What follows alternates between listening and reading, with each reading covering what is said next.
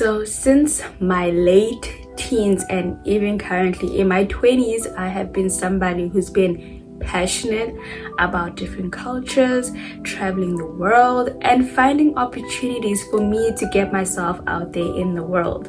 And honestly, I've applied to so many opportunities since my late teens when I graduated from from high school to now when I'm still in university. And I just want to share some of the opportunities I applied for. These opportunities that I'm sharing with you are genuinely not sponsored. Honestly, I'm not being sponsored to share this.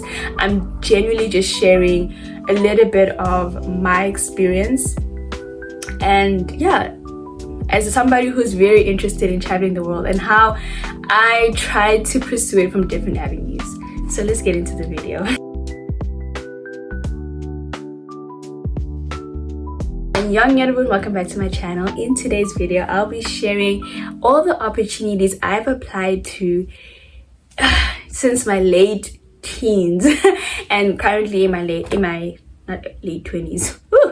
But in my 20s. And I'm sharing this because I feel like one thing I can say is that we don't share, specifically South African women, many of us really share the opportunities that we do apply for. I mean, very not vocal about certain things about traveling abroad and just basically our journey of it. And that's not all African women, obviously, but I kind of want to create a space where I share these opportunities because the truth of the matter is traveling is one of my passions, and I truly want to travel the world, and I love exploring different cultures. As you guys know, I've even been learning Korean and trying to learn the Korean culture, and I'm trying to learn more cultures as I go. And so I am sharing things that I've applied to that I felt like were gonna get me out of the country,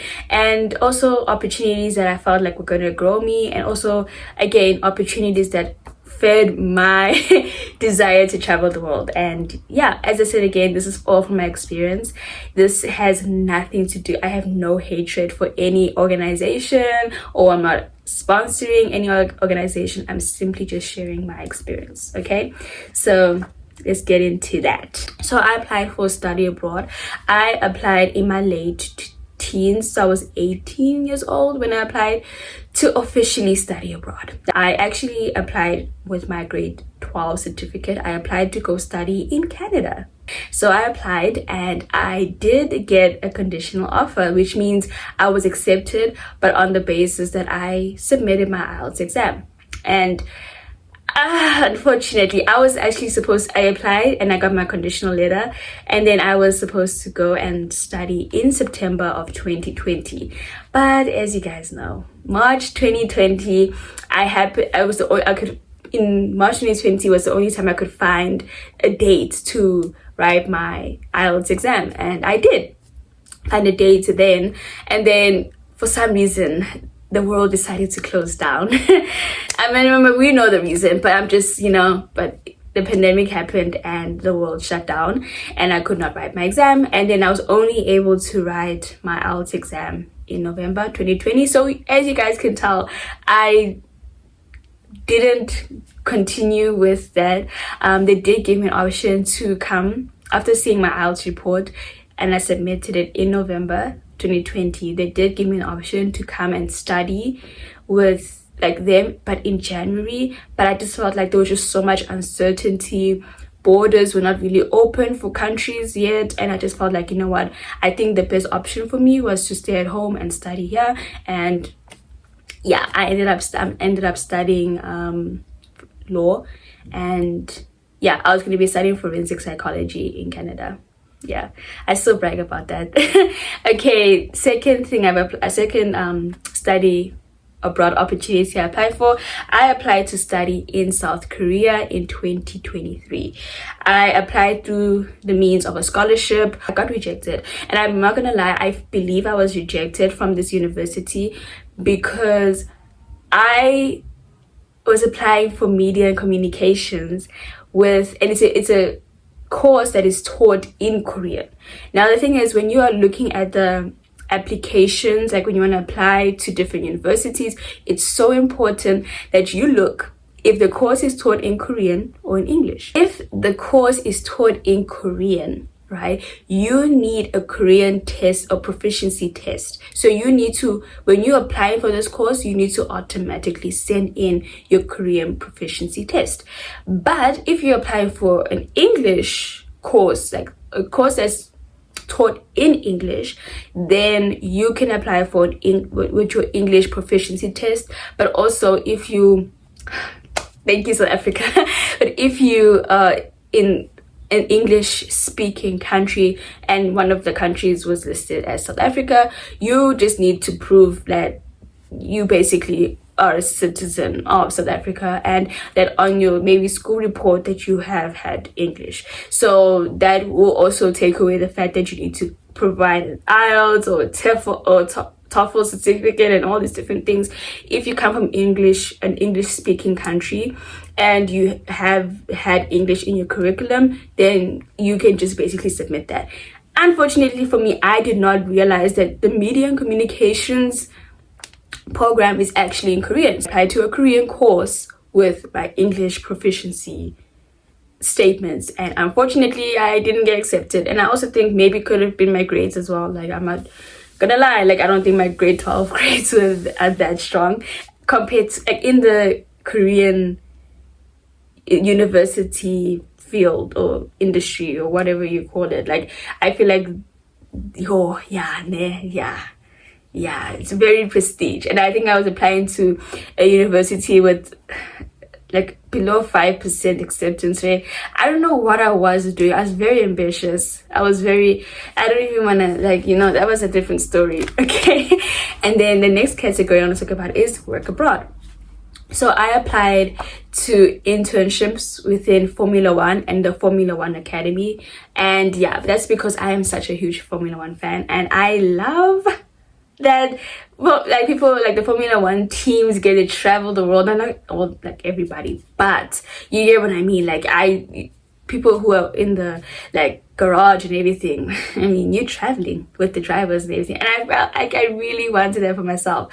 However, I believe that they don't just take anybody. Number one, you really need to have like a good qualification, good experiences and everything.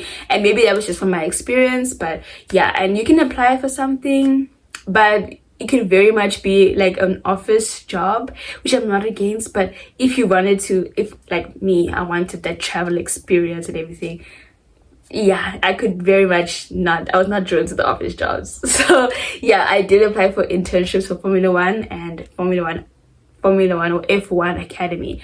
I still love Formula One. I watch it all the time. I still have a dream that one day I'm gonna go and watch it in live, like in person, probably, you know, I meet the drivers myself, you know. I still have a dream of that. But through internships or through work, no, it's not happening. Next thing I applied to be an international hostess for a cruise ship, and for 4 months I waited for them to take my application from received to under review. Yeah. And then 4 months later, well, recently, like I literally got the email 2 days ago, they have rejected me. So we move, right? So yeah, I was in this notes I wrote still under review, but actually now I have received the email, I have been rejected. And then I also applied for cabin crew. If you guys don't know my channel right now, you guys know all I talk about is cabin crew. So I've applied to cabin crew, and I've applied for different airport jobs, like jobs within the airline, but not specifically cabin crew. And I have shared many of that experiences. Please check out the playlist, Opportunities Abroad plus Aviation Careers.